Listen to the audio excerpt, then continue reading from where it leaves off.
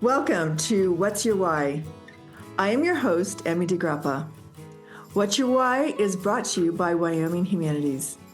In this podcast, we take you on a journey with nationally and internationally known, renowned humanists, authors, journalists, philosophers, artists, and more.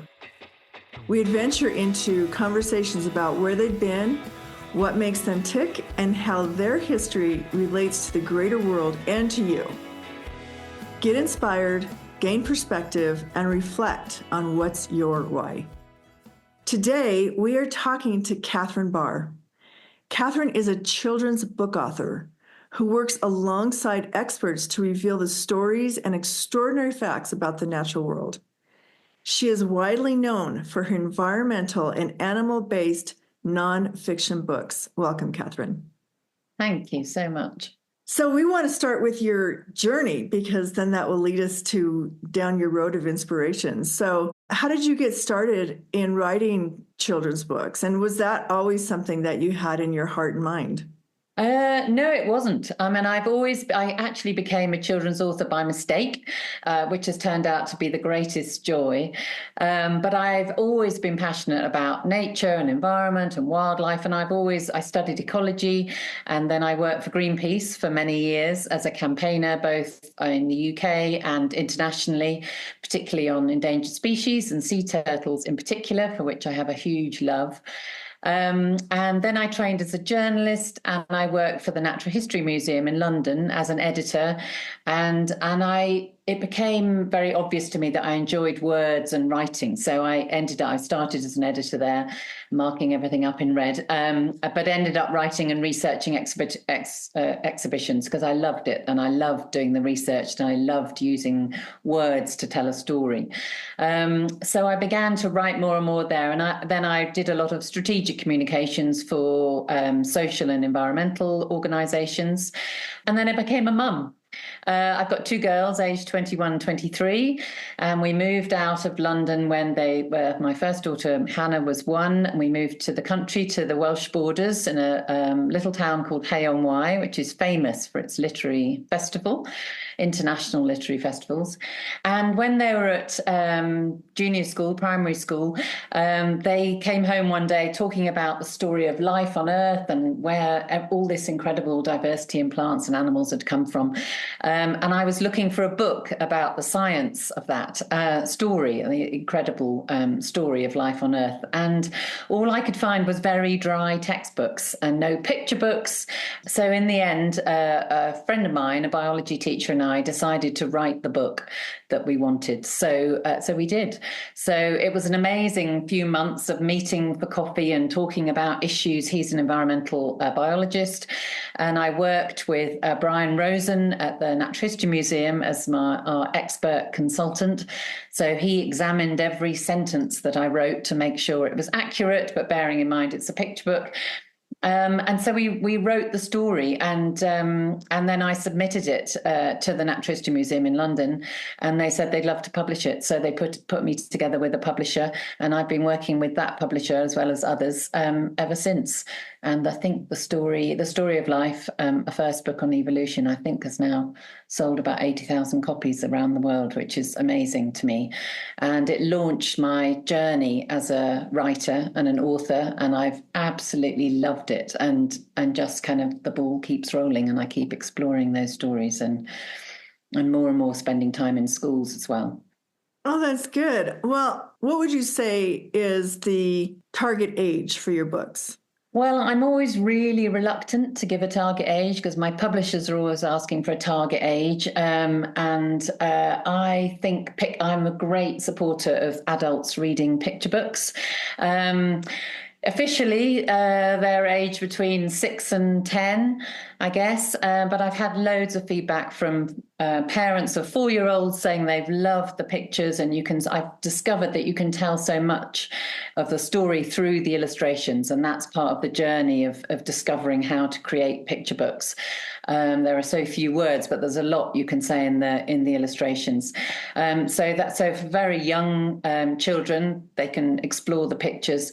But also, I learn so much when I write my picture books. I consult experts all around the world on different issues.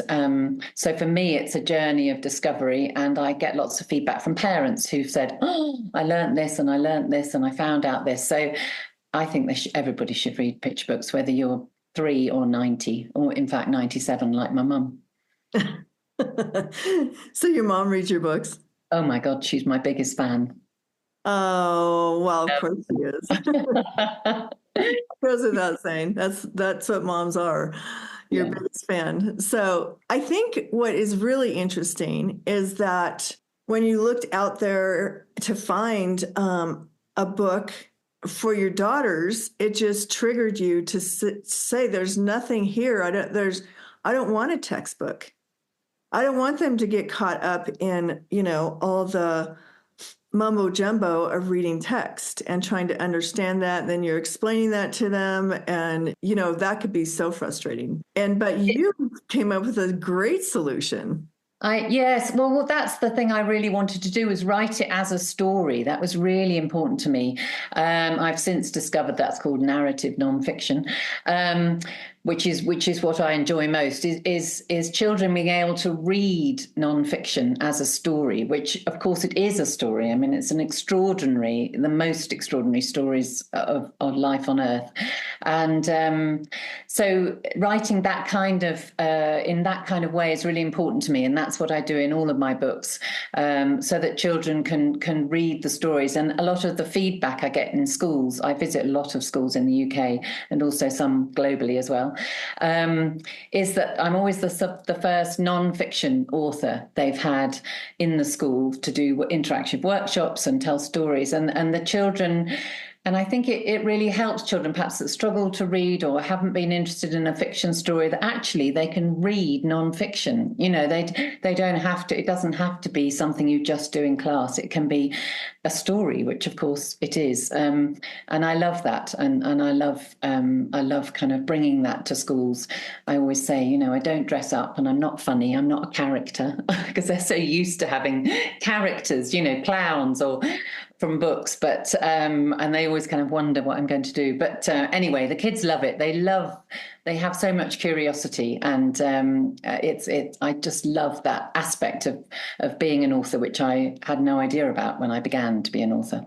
So when you're developing your story for your picture book, what drives you to one subject or another? Is it because you hear from parents and teachers we don't have a really good picture book or story about this subject, or you just focus completely on the natural world? I focus on what I'm interested in, essentially, and the stories that I feel need to be told. And I think my stories are about conservation, they're about endangered wildlife, they're about ecosystems, they're about evolution, climate change. What I like doing is telling the big picture. And it's like the tip of an iceberg. In a picture book, you can't say very much, but you can ignite children's interest in things. And that's what sparking that curiosity is what I love doing. That's what I love doing best. And it's usually about issues that I'm interested in and I feel are important and fascinating for children to learn about. And the other thing is, at the end of my books, there's always almost always a section about what you can do, or how you can get involved, or how you can participate, how you can take action, which new questions can you ask. So it I hope sends them off on a journey of discovery and a sense of awe and curiosity about the natural world, which will then ignite their interest in helping to save it and care for it as they grow up. Mm-hmm. I love that. Well, tell me how you became interested in the wolves of Yellowstone, because you were just here and we got to spend some time together. Thank you so much. What about the wolves of Yellowstone intrigued you so much? Well, I mean, I've been so grateful to be here. I've had the most extraordinary time thanks to Wyoming Humanities. I'm deeply grateful for that opportunity. So I just want to say that, first of all. I really, really am. It's been an extraordinary journey. I first discovered the story about the rewilding of wolves in Yellowstone from watching I watched a small film, a short 5-minute film narrated by a journalist in the UK called George Monbiot, about the story of what happened when the wolves were brought back and the unexpected burst of biodiversity and how the park changed in ways that nobody quite anticipated over time after their introduction. And I was fascinated by this because, again, it's a big story. It's about ecosystems. It's about links between species. It's about the reliance and dependence of different species. And that big picture is interesting to me. And I'm always looking for ways to tell that story in classrooms. And this is the story of the Yellowstone wolves is much quoted around the world as being one of the best and most iconic stories of rewilding and the impact of that. So I was interested in exploring that, and I took the film to my publishers, Bloomsbury, and showed them the film and said, I'd like to write the picture book that tells that story. And amazingly, it was one of the easiest commissions I've ever got, because the incredible editor there just said, yes. So it clearly is an extraordinary story. So that was my challenge, was to tell that story in a way that would engage children. And I'm so delighted that I've been able to bring it to Wyoming, and amazingly to visit Yellowstone myself in this last month, which has been mind-blowingly exciting and wonderful, and particularly to meet Leo Leckie, who is the wolf historian of Yellowstone and was my consultant, my main consultant on the book. We worked together and he helped to make sure it was accurate, which is incredibly important to me in all of my books. So the opportunity to meet him, which Wyoming Humanities facilitated, I'm deeply grateful for, and I've learned so much. It's the beginning of a new journey and probably a new book. Good. I think it's so interesting that you were able to write a book about wolves in Yellowstone and come to Wyoming. And those are two places that you had never been before. And I think in any other time, that could not happen. Because usually as an author, you would be in place, right? But because you have, this amazing thing called the internet, and you can watch a film and you can communicate with people across the world. But still, what did you learn when you actually came to the place, when you actually came to Wyoming, when you actually visited Yellowstone? What was different and what did you learn? Well, it's been, yes. I mean, I totally agree. It's extraordinary to be able to tell those stories and be able to have those communications around the world. And that's the way I have to work in all of my books, because I write global stories and I work with people in different places. So I spend a huge amount of time researching in many, many different ways and having lots and lots of conversations online and otherwise. But being here, yes, I mean, it's added an incredible depth to my understanding, both of the place and of the people and of the role of the Native American people, Indigenous people in the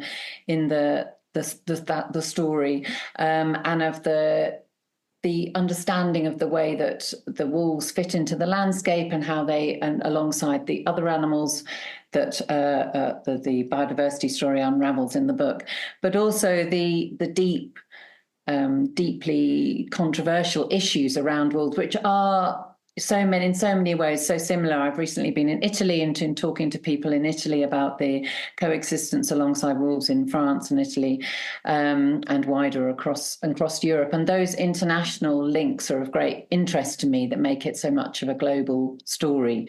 But talking to so many different people that I've had the opportunity to do in the last 2 weeks in Wyoming, and seeing wolves in early dawn with Leo Leckie in the park and watching them through a scope and watching them in that landscape it has been extraordinary and will stay with me forever. And I think these are the kinds of stories I'm interested in telling and developing at a deeper level. So, and perhaps even one day an adult book exploring these kinds of things as well. So who knows? But I've learned, and I am learning so much from being here. It's going to stay with me forever and a very long time. Oh, that's wonderful to hear. And I think that was probably, so magical for you to be in Yellowstone and actually see the wolf, really see a wolf. I mean, a lot of people have never seen a wolf. So that was truly a gift on your journey. And I'm sure it was just so wonderful. Well, I totally agree. I feel so privileged to have spent the time with Leo, who knows these wolves. He knew the history and the story behind all the wolves that we were able to watch. And we saw 12 on my first day in the park. We saw 12 wolves and playing together, loping and around and running and moving. And we were able to watch them for 2 hours or so. We watched them. It's a long time. And it was just extraordinary. And next to me, Leo was able to tell me the story of those wolves. We saw the oldest alpha female in the park. She's 11, which is an incredibly old wolf. Most of them only live to 4 or 5 within the park and outside, shorter outside. But that was so interesting as well to hear those stories and then to talk about the relationship between the packs of the wolves. And everywhere we went, Leo was able to say which packs lived in which territories and how they overlapped and the issues of those and the stories of those different packs of wolves over time. So I got so privileged to have such a deep level of shared knowledge that has obviously, of course, opened lots of other questions and it just opens more doors of curiosity. So, but yes, it was lovely and amazing to see that and deeply emotional as well, as you say. Well, I'm thinking here and I'm thinking about what you said. So a female wolf normally lives to be 4 or 5. So what is the wolf's known enemy besides man? Okay, let's just take that right out of there. Well, most of the Leo was explaining that in the park there have been about just 120, about 100 wolves now within Yellowstone National Park for about the last decade, and that's stayed fairly stable, and that's because the biggest reason that wolves die within the park is fighting between packs, fighting for territories. So the fact that the population within the park has stayed relatively stable over the last 10 years illustrates the point that left to their own devices in the wider ecosystem, nature works out a balance and a way for those for animals to coexist. So yes, that's how most of the wolves die within the park is fighting between packs and territories. Super interesting. What is your next book, Catherine? Well, my next, I have a few because I'm always working on about four books at once. They're all I like to multitask. They're all at different stages. Some I'm, writing, some I'm editing, some I'm looking at the illustrations, some are just ideas in my head that are spinning and spinning. But the next one in this series, because the wolf book, it's called 14 Wolves in the UK because it was about the first 14 wolves brought to Yellowstone, but in the US they changed the name. It kickstarted a series of books with Bloomsbury called the Conservation Series. The book after that was the book about tigers called The Tiger's Tale, about a specific group of tigers in India. And the third in the series, called A Bear Belongs, is coming out in April next year, and it's about sun bears in Borneo, incredibly endangered species. They're the smallest of the 8 species of bears. And it's a true story about 3 little bears, cubs that were rescued from the wildlife trade, and how they were rehabilitated over a sort of 4-year period and then released back into the wild into a nature reserve in Borneo, working with an amazing man called Dr. Su Wong in Borneo, who's been extraordinary. So I can't wait for that book to be released. It's illustrated by Harriet Hobday. Her illustrations are beautiful. And the US, it's been bought by the US, so a US edition will come out next year as well. So I'm delighted about that as well. So that's one of the next stories that will be released next year. Yes, excellent. I don't know why, but I thought I was reading something that you were writing a book about climate change. Is that incorrect? I've written a book about climate change. It's called The Story of Climate Change. It's in the first book I wrote, which is a story of life, is the first in an ongoing series. I think it's the longest series that publisher's ever had, which I'm delighted about. But and now I've written the started with story of life, then there was story of space, story of people, story of inventions, story of climate change, which is selling in the US. In fact, I just visited the tattered covered bookshop in Denver yesterday, and they said they'd sold out. So hopefully they'll restock. And the story of climate change and the story of dinosaurs, which has just come out. And I've also yesterday just went to the Natural History Museum in Denver to read about Teen Rex, which was a very exciting discovery around here. So that was very interesting to me as well, because I should be telling those stories in schools in the spring. So when teachers call you and invite you to come and present to their classroom, and they choose the book that they want you to talk about. They kind of follow their own teaching, whatever the subject is, and invite you to come and present. Yes, it usually works like that. I send them a list of ideas. I'm happy to talk about all of my books. And so I send them ideas of what a workshop about, for example, climate change or conservation or evolution or wolves or dinosaurs might involve, so they get an idea. It's very interactive. The kids don't just sit and listen. They get up, come to the front of the class, do colouring, do drawing videos, do quizzes. I'm very much getting the kids involved in stuff which engages their interest. So, but yes, the teachers can choose whatever they like. My books tend to, by coincidence, really, thank goodness, but align with the curriculum, which makes it easier for teachers to then work out how, rather than it being an extra thing, it's easier if they can fit it into subjects they're exploring anyway in school. So yes, and I come armed with boxes and boxes of props. So that's always fun as well. Oh, I'm sure it's a joy that you get to be involved in the schools and interact with the kids and really learn what they're taking away. Oh, yes. No, I love that's. I hadn't really thought about working in schools when I first started writing, but I quickly learned that was an opportunity to talk to the children who are reading my books, which of course is fascinating, to listen to their questions and see how they respond, what they want to know, what they're interested in. And I think the best question I ever had was from a 5-year-old who I've written a little series called 10 Reasons to Love Different Animals. And I wrote a book about 10 Reasons to Love a Whale. And this little girl had obviously just had a sibling. And I was explaining that whales were mammals and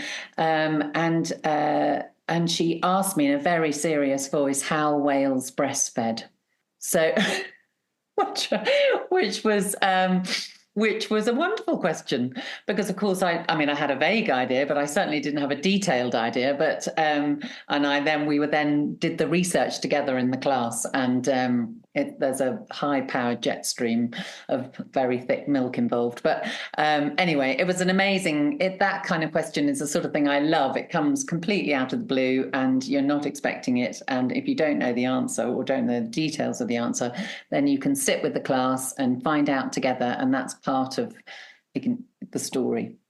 That is so exciting. It's so exciting that you're right there working with the kids, and presenting to them, and then they get this opportunity to ask you questions. And then there's a question that you don't have an answer to, but you get to look it up with them, get online and find out all the stuff and talk about it together. That's such a powerful way for kids to learn, is just being in that involved learning. They're talking with you and having this rapport, and even with each other and their teacher. I think all learning should be like that. No, it is really nice. One of the things I do with schools is that they work because what I've discovered about writing picture books that I like the best is working in a team with the scientists and the illustrators and the editors and the publishers. All of us create this book, and that collaborative effort is what is such fun, and is so enjoyable and interesting. And so quite often in schools that I work with the teachers the kids produce a non-fiction book in a team. So they team up, and because one of them might like writing, one of them might like drawing, one of them might like researching, one of them might like editing, different things. And they do the front cover and the blurb on the back. They would love the blurb on the back. That's very popular. And then they do the research in the middle, and then they create, I kind of set them off on a journey, and then they create a little book, 5 Reasons to Love a earthworm or something, whatever, football, or it doesn't matter what it is.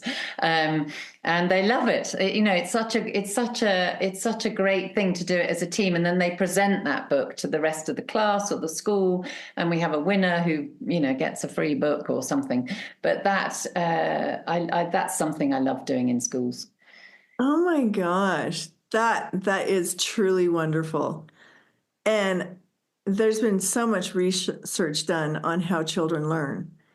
And it really is in that interactive way. And, the idea that all kids are just sitting in a classroom and the teacher's up there in the front, just, being talked at, that whole thinking has just been so destructive for kids and learning. The way you're doing it really opens their mind and opens a door for them. No, well, it's fun, and I love it, and what I love, almost the best is collecting the different props that I have, that I can take into a class. As soon as I start writing a book, I think, what can I take in? What can I've got, and I've got my tiniest prop, which actually I haven't had the opportunity. I'm looking around for it to show here. I did bring a tiny little bag of props, my tiniest ones. But I've got a tracker that I got from the British Antarctic Survey that was on a storm petrel, that a geo tracker that's tiny, that actually attached to a storm petrel for 4 years and flew around the world, and they worked out, where it had been and all that sort of thing. And I've got a ping pong ball, because I ordered 150 ping pong balls to tell the story of how many eggs a sea turtle lays. So I take those into a school, and I've got bits of recycled. I've got some glass, not these. I've got some glasses that are made from recycled fishing nets, and I've got, a tiny little hedgehog, actually, which I will take into a bookshop tomorrow, where I'm talking about wildlife crossings and mentioning hedgehogs. So I get the opportunity to show him off tomorrow. Oh, hedgehogs. Oh, that's what you were saying. Okay, I was trying to. Yeah. What is she saying? Okay. Yeah, hedgehogs. We have lots. Well, not so many of them in the UK. They're endangered now. Oh, I didn't know that. They are. They're so cute. Mm. And you have a little tiny one that you were taking with you. I have a tiny one. Yes, I have a tiny one. So I'm going to take it into Bookie's bookshop in Denver tomorrow morning to show the children at story time. Oh, I love it. Well, it's been so great visiting with you, Catherine. I think you're doing such amazing and wonderful work, and we must keep in touch. I'd love that. Thank you. Oh, yes. And so you're just a creative person. And now that I know about your daughter, who is also a creative, it just runs in your blood, and you passed it on. Good for you. I love it.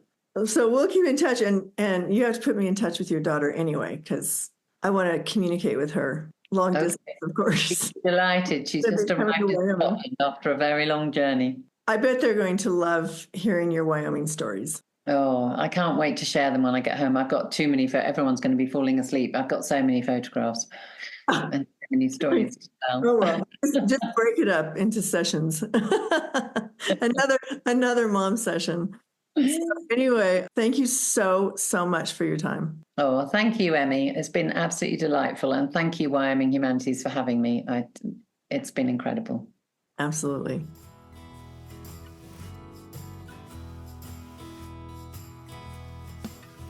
Thank you for joining us for this episode of What's Your Why? Brought to you by Wyoming Humanities with support from Wyoming Community Foundation and generous supporters like you. To learn more, go to thinkwhy.org, subscribe, and never miss a show.